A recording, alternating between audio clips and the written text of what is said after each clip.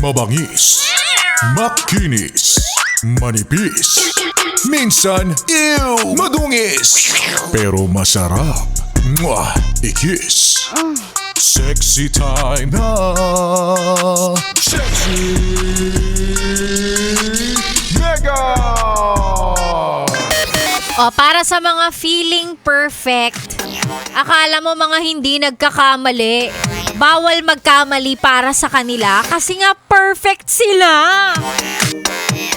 Ay, sabi nga nila nobody's perfect, di ba?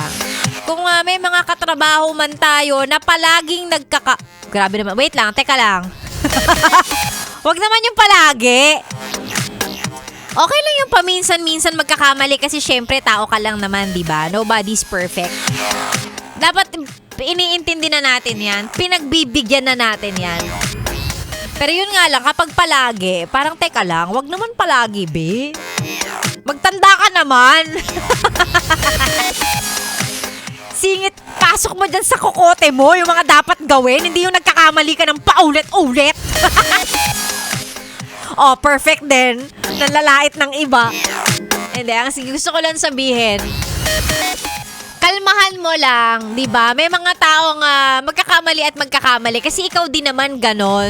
So, wag natin silang i-judge base sa mga pagkakamali nila. Lalong-lalo na kung ito ay mga pagkakamali in the past. Kasi may mga bago na silang mali, yun ang i-judge natin. Charot. Charot lang. Ay nako, that was Ed Sheeran at ang kanyang kanta para sa akin because I'm perfect. Charot! Si Sexy Megan po ang inyong kasama. Magandang umaga, 10:38 sa aking orasan. Uy, gumagana pa. O, isingit na din natin because totoo naman, we have ilan na lang. Kung di ako nagkakamali, 35 days to go before Christmas. Tama ba ako? Parang no, 35 days to go before Christmas, mga yes friends ko. Ready ka na ba? Hindi pala ikaw ang dapat na tinatanong kung ready. Yung pitaka mo pala dapat. Pitaka! Wallet! Ang savings, ready na ba for Christmas? O ako, nabanggit ko na to nung nakaraang buwan pa, di ba? Sabi ko, sa mga inaanak ko, kung nag-expect ng kung ano mang ireregalo galing kay Ninang, o matatanggap na regalo mula kay Ninang Sexy Megan, bukod sa prayers, andito naman ako, yung moral support ko nandito naman. Kasi kung sasagutin ko yung tanong ko kung handa na ba yung savings ko, parang next year na lang, subukan natin ulit. Charot.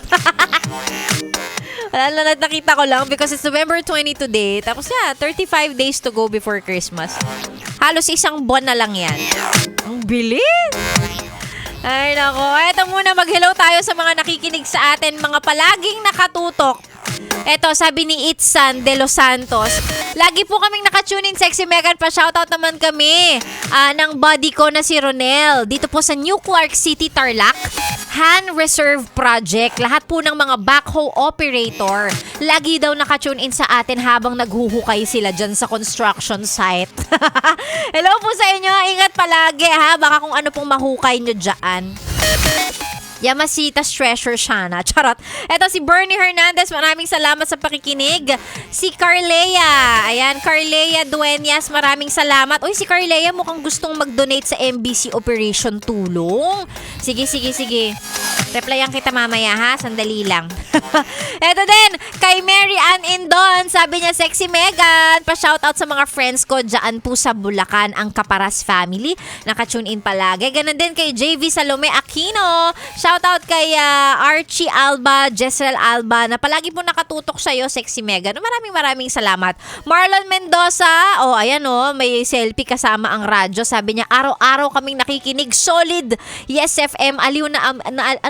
Aliw na aliw po kami sa inyo dito po sa may San Roque, Marikina City. Magandang umaga, magandang tanghali po sa inyo. Sexy Megan pa rin ang inyong kasama. Mag-send lang na mga pa-shoutout sa ating Facebook page, DJ Megan Yes FM. At alam nyo ba, sa mga nagpapa-shoutout ngayong araw na to, tayo kukuha ng mananalo ng 500 pesos sa ating pera-pera lang yan promo. Mamaya yan. Kalmahan mo lang. Eto muna, here's Sarah Geronimo. How could I say ko ang kuha.